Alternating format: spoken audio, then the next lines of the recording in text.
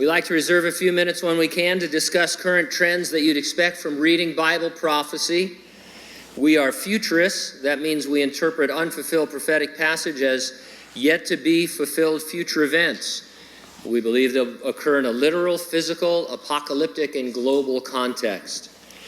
Things like biometrics, artificial intelligence, cashless commerce, the manipulation of human DNA, global government, the exponential growth of human knowledge, and the rebirth of national Israel are all end times phenomena that the Bible predicts, and all of these are increasingly trending in the news.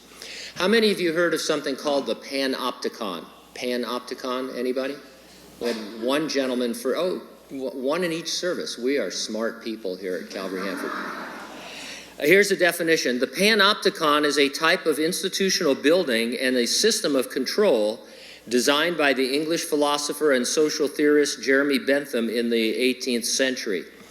So the idea is that it's a building designed to allow all prisoners of a penal institution to be observed by a single guard, but the inmates are unable to tell whether they are being watched or not. So you always have the feeling that you might be being watched, even though there's only one guard. Might save a lot of money in the state of California, but I don't think we're moving in that direction. But so this was, I don't know if it was ever even really put into place, but more and more, I'm coming across that word and that concept reading about the advances in biometric identification and closed-circuit television. For example, an article posted by Technology Review said, algorithms try to extract as much information from video streams as possible. In these systems, facial recognition becomes just one part of an apparatus that can identify people by a range of techniques, fusing personal information across connected databases into a sort of data panopticon.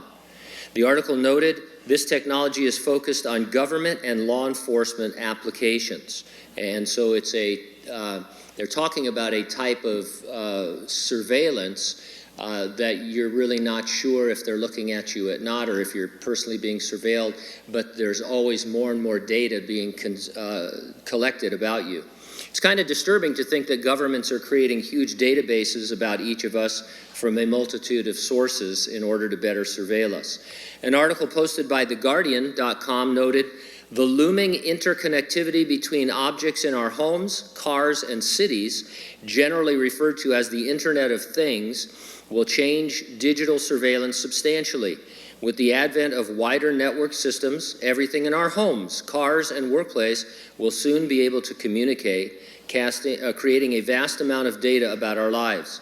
There may not be a central tower, but there will be communicating sensors in our most intimate objects.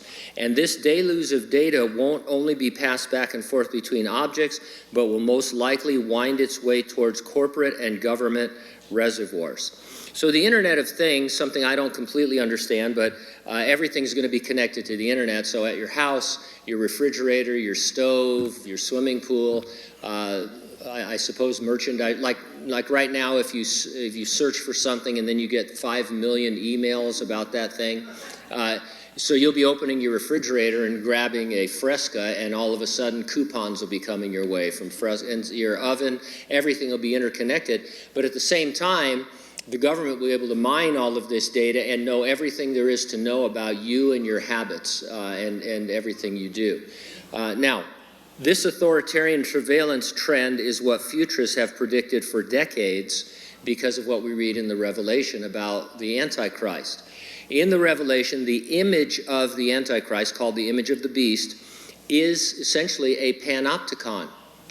It exists in one location, but somehow it's able to know everything about all of the Antichrist citizens, and it is able to kill them if they are not towing the mark, as it were, or swearing allegiance to him.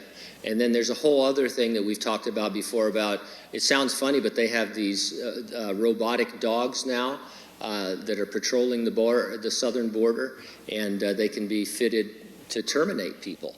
We know that there's drones that are sent out to terminate people. And so in the future, those people that are in the Great Tribulation will know they're being surveilled all the time. Every time you open your refrigerator, you know that somebody knows about it, but you won't know it's you being watched until the drone comes for you, or there's a robotic dog in your backyard.